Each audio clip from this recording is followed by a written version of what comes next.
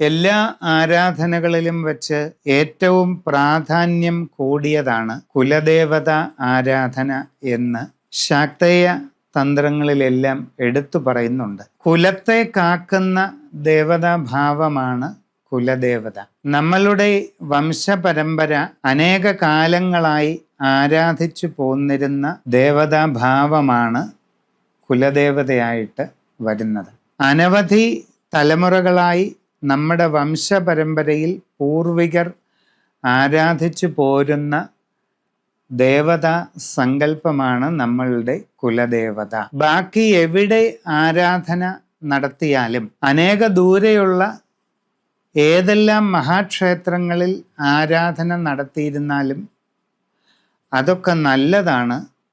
നമ്മൾ ശരിയായ വിധത്തിൽ നമ്മുടെ കുലദേവത ആരാധന കൃത്യമായി ചെയ്തു പോകുന്നത് വരെ, കുലദേവത ആരാധനയിൽ മുടക്കം വരികയോ അതിൽ ക്രമഭംഗം വരികയോ ചെയ്തു പോകുന്നിടത്തോളം നമ്മൾ മറ്റെവിടെ എന്തൊക്കെ ആരാധന ചെയ്താലും അതൊന്നും ഫലപ്രദമാവുകയില്ല.